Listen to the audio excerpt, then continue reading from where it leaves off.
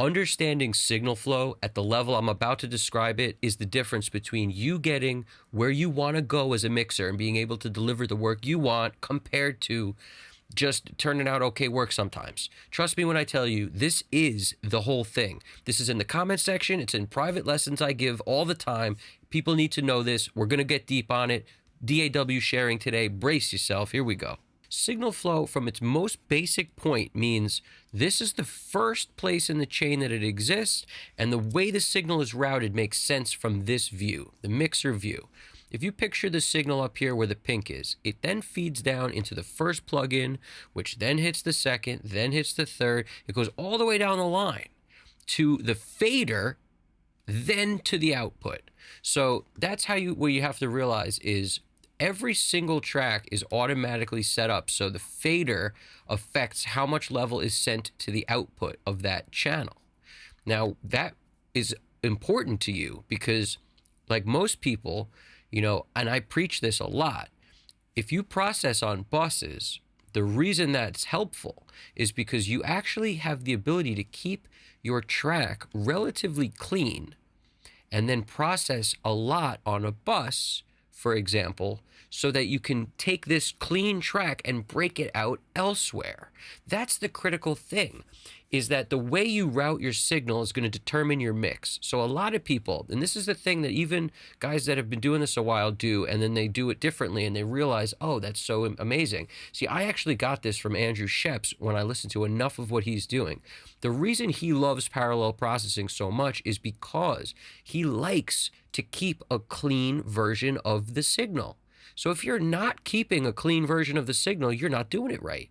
The bottom line is the clean version of the signal is super helpful. Now, granted, I have decapitator, you know, and something to kill some noise on this track. And also, obviously, the SSL EQ. So it's not what I would call the cleanest track, but this is just for an example. Like most of the time on a vocal, for example, I will just use EQ and some de-essing potentially, and then any parallel processing I'm doing happens, you know, on another bus that track's being sent to. That way, if I send it out to 3 different places, one bus could be clean, one bus could be compressed, one bus could be saturated. There's a reason I do that so that the clean bus can exist. Whereas if you process on the track itself, then your signal becomes a signal that is smushed, that even if you sent it to 2 or 3 more places, it's already smushed. So what good is it? That's what understanding signal flow does, is it allows you to realize the different ways you can do things. And if you hit a send with a bunch of plugins on the track, that send gets all those plugins. So signal flow means you're getting one plugin into the next, all the way down the line, then to your fader, then to your output. If you have any sends on that track, and you have it nothing highlighted up here, it's actually gonna go to exactly like I just described, to the fader on the track itself, then to the output. At the same time, it'll come back to this and go wherever you're sending it. Whereas if you have pre-fader selected, then it doesn't matter what this fader is. It just goes down the line, you know, one plug into the next, and when it gets here, it gets sent off to wherever, totally irrespective of where this is. Now, that's important to note, the difference between pre-fader and post-fader. It's always in post-fader unless you click pre-fader on the send itself. If you don't click pre-fader, it will always be after this fader. That's extremely relevant because you need to understand that when you set any compression, any dynamics at all, it's dependent on the amount of signal coming in. So signal flow, let me show you like on something like this. When the channel comes down from the pink and hits this plugin, right? If you have too much signal hitting this plugin, you could have either lowered it on the track itself. In other words, you lower it here to get less signal into the plugin. That's one place it could be lowered because this is that's before the plugin. Or you lower it on the plugin. Now, where do you lower it? A lot of people think this. That's not the answer. You lower it at this level. This is your preamp phase. This is the first step, you know, the first stage in this thing. You would lower it here. Your volume of your preamp is the first phase that you can control volume. Now, I don't want to use the word phase because it confuses people. They think phase, what was it? No, it's nothing to do with phase. I just mean like the first stage, the first station you can do anything in the volume on a plugin is the input of that plugin. That's this. That's why it says in trim. See, it says in trim. That's input trim. You get to decide how much gain is in this signal right here. If it's hitting your input too hot, you lower it, right? Then it goes through all your stuff you have on here. And there's ways to route this where it'll actually do dynamics first. All you do is click this, dynamics will get hit first. Then it'll hit EQ. Then it'll hit the filters. You can change the way this whole plugin's routed, which is such a cool thing about the SSL plugins, you know, because they emulate the channel strip, you know. So like the idea is, by understanding this is the first step, you could then decide what you want to do after you've hit EQ. Is it too loud coming out? Because if it is, this is where you would lower the output. This is your output control. Every stage of the way matters. So if you hit something like a decapitator, which is like a distortion plugin, and this is a good example of a plugin with no input, it just has output. So you can't control how much goes into this. You have to control that from another plugin that is before it. That's how you control something like this. So this just has output. So this is a good example of one, no input. The old Pultec, the Pultec Legacy, that one has no output. You know, so like because the gear didn't have an output. So there's like things you got to know, and knowing this stuff means that every plugin, you're looking for that kind of a thing. How much is going in, how much is going out? Because that will help you. This gain is actually the output gain. Notice it says output. This is deciding how much goes out, and it will tell you what's going in, but you cannot control it. There are some plugins that have input controls, some that have input and output, some that have just output. Look at the LA2A, for example. Well, just any of them, doesn't matter which one. If you notice here, you have the ability to set the gain, which in this case is actually the input control, how much level you bring in, and then this controls where the threshold is. So you decide how you want to set the out, like in other words, how much you want this thing to work. It's lowering the threshold, but if you notice, there's no output control. So you could look at what it looks like on a VU meter, but you can't actually control that. You control how much gets out of it by dealing with where you set the threshold and also dealing with how much you put in. It's not where you need to maintain control of everything in and out. You need to understand that if something's too loud somewhere, where you would lower it. And like, for example, if you had this R bass after the decapitator, just for argument's sake, okay, you've got your decapitator sending into R bass. Well, we know R bass has no input control, right? It's not here. But we also know that this has an output control. So if we want less signal in R bass, we have to lower the plugin before it. If we want more signal into R bass, we have to raise the plugin before it. There's no other way to determine how much is being sent into this. See what I'm saying? So this is so critical to understand that, like, when you get the concept that one thing affects the next, your next thought should be, okay, how does this affect parallel processing? How does this affect, you know, processing on buses? So just for argument's sake, these are all drums, kick all the way through room right. It's just kick in, out, snare top, bottom, rack, floor, O left, O right, room left, room right. All right. And the yellows in between are samples that are blended with the original sound. So that's what this is.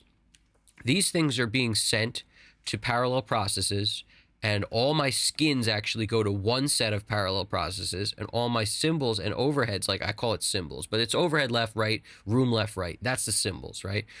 Because it's a lot of cymbals on there. That stuff is going to another set of parallel processes. This is because when I think signal flow, I think I want my kick and all my kick sounds, however I make that, to get sent to two, sometimes three, sometimes four buses that are just going to deal with skins, drums that are kick, snare, rack, floor. That way I could decide how much I want to smush, like compress down, and then be able to make up gain and raise that fader up. I want to decide I want a lot of that or a little of that. on the close mics on the drums totally separate from how I want to deal with anything with cymbals. Because if you smush cymbals, you get a lot of sustaining like cymbals that just don't go away. A lot of whoosh whoosh, I call it.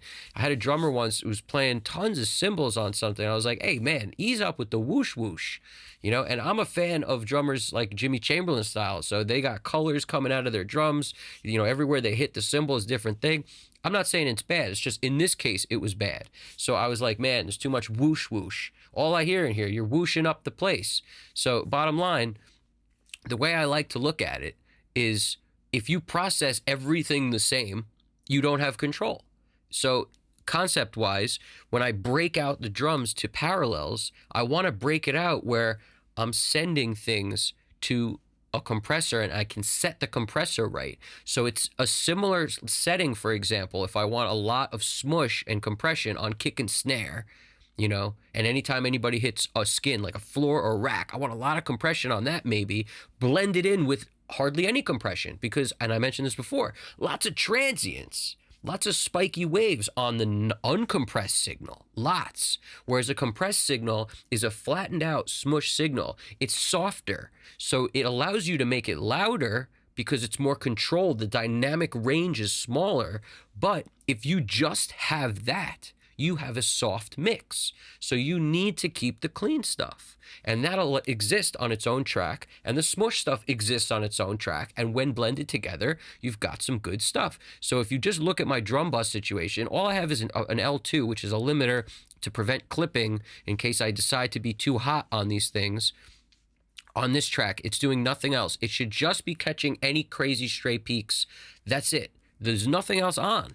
Whereas on the next channel, I've got the Puig child. On the next channel, I got the distressor because I may blend in these two compressors, which are all on their own faders, so I can decide how much distressor, how much Puig child separately. They're not on the same track. They're not on the drums themselves because I need a clean version. And if I put it on the drum itself, the signal flow is going to tell you that once it hits that, everything now gets distressor, which isn't good. You're doubling up on how much distressor there is every time you parallel process if you do it that way. So this is why this is like the most critical thing to understand is how your signal flows down the line, then to the fader, to the output, then to the next channel. And in our case here, if you see I alone, it's hitting this I alone bus next, and then it flows down, hits no plugins because they're all bypassed, right to the Pro L2. Okay, and just to catch this, this is my clean bus channel. Then on the next one, it's I, and if you notice, I alone, I alone, I alone. You don't have to title everything different because all you need to do is send all your skins to a bunch of buses called the same thing potentially. It's like it's technically just copies of the same bus with different processes on each. So in my opinion, this is like signal flow broken down so that you can understand how you may use signal flow to your advantage, because that's why you don't put effects right on tracks. It's the same concept for reverbs. Like for a reverb, if you create a send, you know, one of these tracks, doesn't matter which one, like let's say you have a snare and you're sending it to a reverb send, right? I typically don't use pre-fader for that. I won't click the button inside. Leave it how it is, because if I lower my snare, I don't want my reverb to still be at whatever volume it was at before. I want it to go with it. So that's why, you know, since this is post-fader, if I lower this, that comes down. Whereas if this is pre-fader in the send, as soon as I lower this, that stays the same because that never gets to this fader before it gets sent out to this reverb. So this is what's so important to understand. Your signal flow determines how you can control things. And if you have anything clipping along the way or anything that sounds bad, you need to know where to bring it down.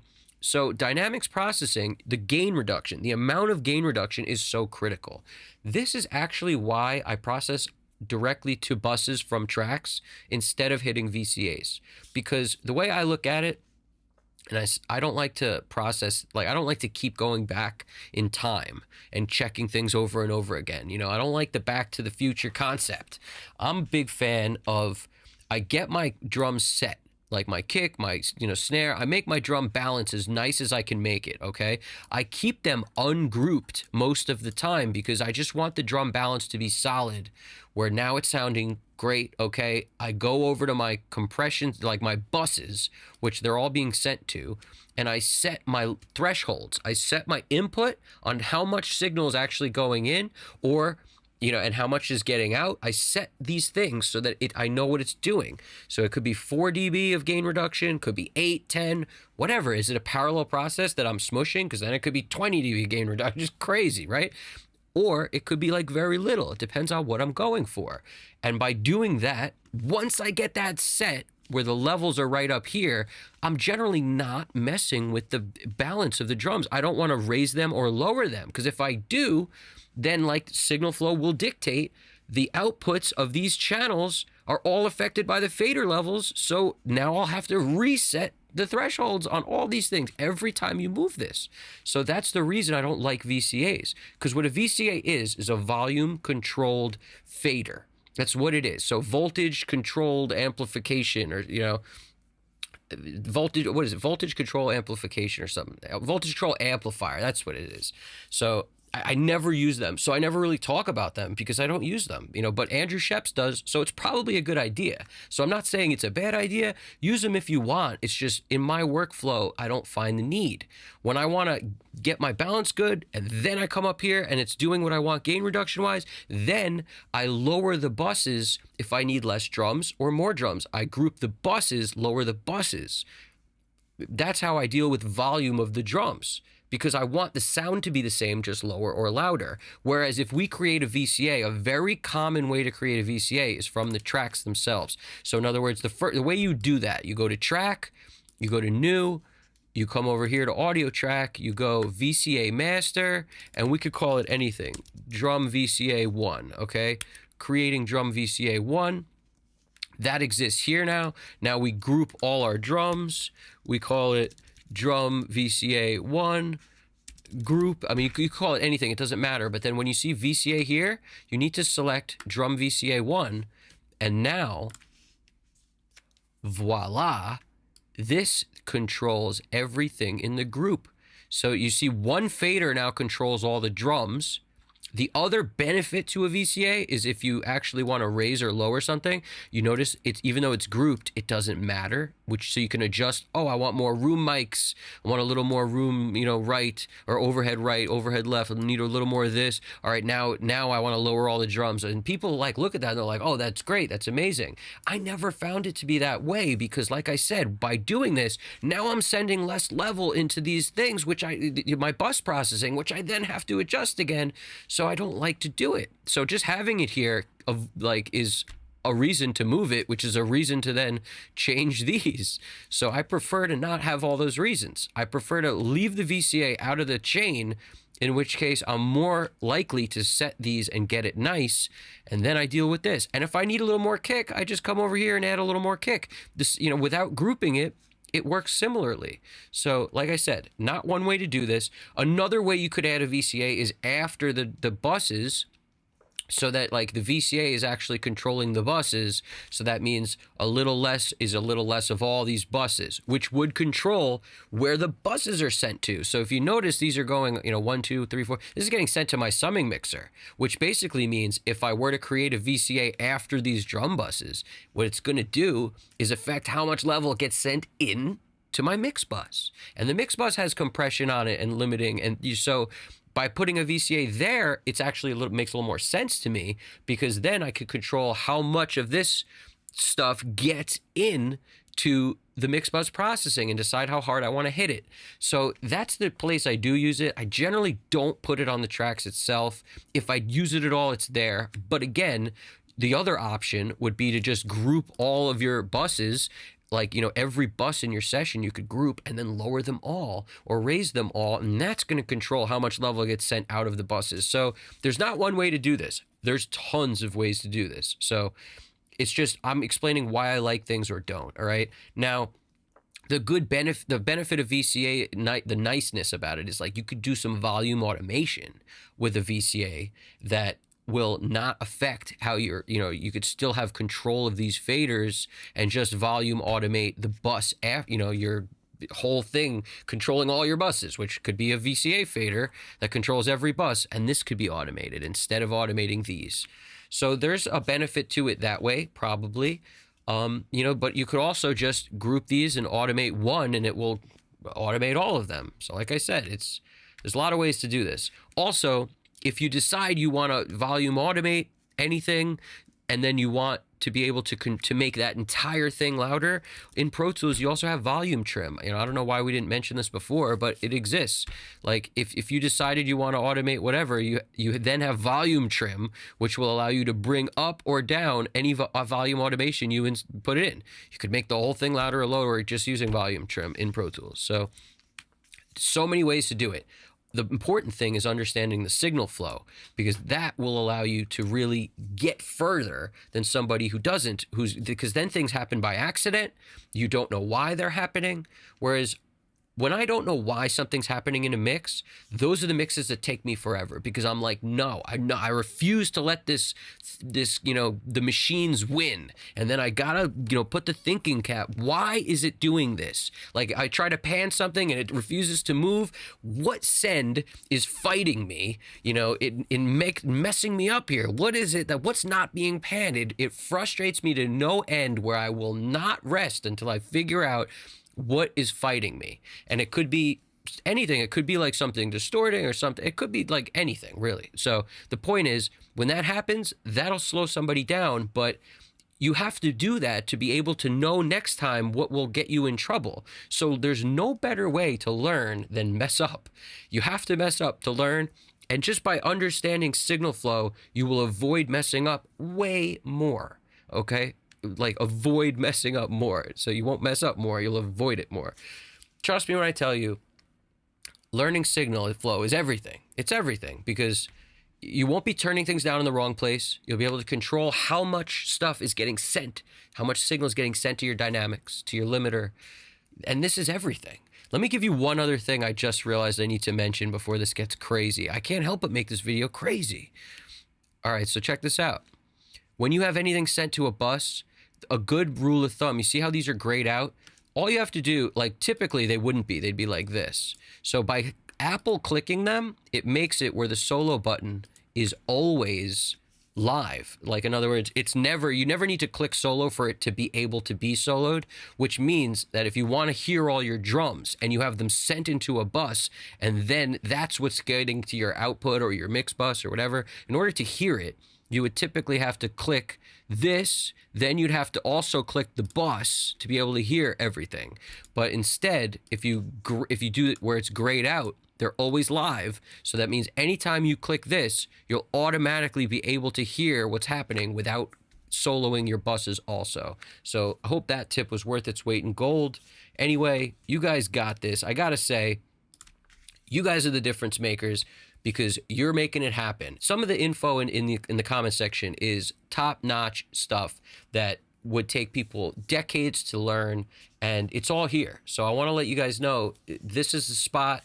The difference makers are here, and that's you guys. I really appreciate it. Every comment means a lot. Any questions you have, drop it in there. I'll be sure to get back to you, and I'm sure there are people here that will get back to you also. I'm happy to make a video on the stuff that people want. So subscribe if you haven't already. I really appreciate it. This is Evan Jaffe, Custom Cut Studios. You guys got this.